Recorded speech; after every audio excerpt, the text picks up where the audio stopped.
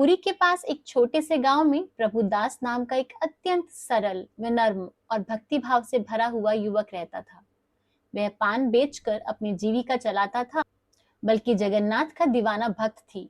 प्रभुदास जिस प्रेम और सावधानी से पान बनाता, उसकी खुशबू दूर दूर तक फैल जाती। गांव के लोग कहते, प्रभुदास ऐसा पान कोई नहीं बनाता। एक दिन एक ग्राहक ने हंसते हुए कहा, अरे प्रभुदास, तुम इतना स्वादिष्ट पान बनाते हो, कभी अपने प्रभु जगन्नाथ को भी चढ़ाया है? प्रभुदास धीरे से मुस्काया, भैया, पान भला भगवान को कहाँ भाता है? उस आदमी ने कहा, अरे एक बार प्रेम से चढ़ाकर तो देखो, भक्ति में क्या जाता है। उसके शब्द प्रभुदास के मन में उतर गए। अगले ही दिन वह अत्यंत भक्ति से पान बनाकर मंदिर पहुंचा, पर पहुंचते ही पंडित जी ने उसे रोक दिया। ठहरो प्रभुदास, भगवान को पान नहीं चढ़ता, यह अनुचित है। प्रभुदास ने पान वापस उठा लिया और सिर झुकाकर बोला, जो प्रभु की इच्छा, और चुपचाप लौट गया। पर उस दिन पान की वही अद्भुत सुगंध मंदिर तक गूंज गई।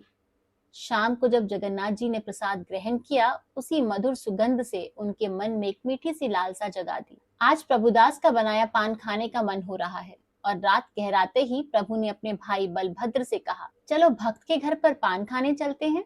आधी रात्रि का समय था।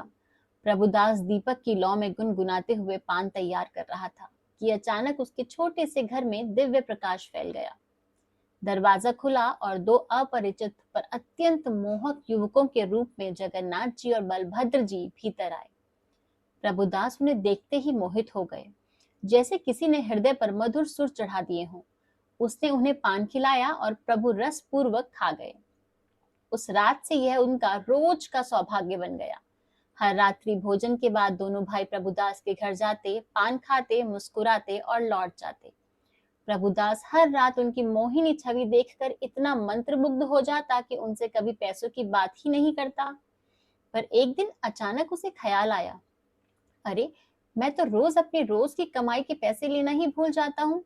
उसी रात जब प्रभु आए, प्रभुदास ने संकोच से कहा, भैया कुछ पैसे दे दीजिए, नहीं तो घर कैसे चलेगा। प्रभु मुस्कुराए और बोले, आज तो हमारे पास धन नहीं है प्रभुदास, कल बहुत सारा धन लेकर आएंगे। प्रभुदास बोला, ठीक है, पर आज के लिए कुछ गिरवी रख दीजिए ताकि कल आकर ले सके। दोनों दिव्य भाई मुस्काए और अपनी अपनी सफेद चादरें उतार कर प्रभुदास को दे दी। ये रख लो, कल पान खाकर चादर भी वापस ले लेंगे। और वो चले गए। अगली सुबह मंदिर में हड़कंप मच गया। पंडित जी ने जब मंदिर के पट खोले तो जगन्नाथ जी और बलभद्र की चादरें अपने स्थान पर नहीं थी। मूर्ति के होठों पर हल्का सा पान भी लगा हुआ था। राजा को इस बात की खबर दी गई।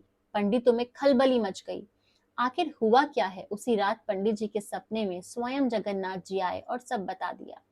प्रभुदास हमारा सच्चा भक्त है, हम रोज उसके हाथ का पान खाने जाते हैं, उससे चादरें भी हमने ही दी हैं। सुबह होते ही पंडित जी ने राजा के समक्ष स्वप्न का संपूर्ण वर्णन कर दिया। राजा भाव विभोर हो उठे और बोले, धन्य है प्रभुदास, उसकी भक्ति ने उन्हें स्वयं भगवान को भी बांध लिया। उसी दिन राजा ने आदेश दिया और घोषणा करवाई कि आज से प्रतिदिन रात्रि भोजन के बाद जगन्नाथ जी को पान का भोग लगाया जाएगा, जैसा उनका भक्त चढ़ाता है। मंदिर में उस दिन से पान चढ़ाने की ये दिव्य परंपरा आरंभ हुई, जो आज भी जगन्नाथ की सेवा का एक पावन अंग मानी जाती है। प्रभुदास का छोटा सा घर उस दिन से तीर्थ बन गया और उसकी विनम्रता जगत के लिए संदेश छोड़ गई। प्रभु वैभव से नहीं, प्रेम से प्रसन्न होते हैं।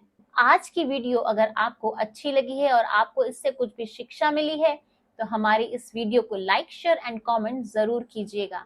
और ऐसे ही और वीडियोस के लिए हमारे channel mystery and mind with Chitra को सब्सक्राइब करना मत भूलिएगा। आज की वीडियो देखने के लिए आपका बहुत बहुत धन्यवाद। राधे राधे, जय श्री कृष्णा।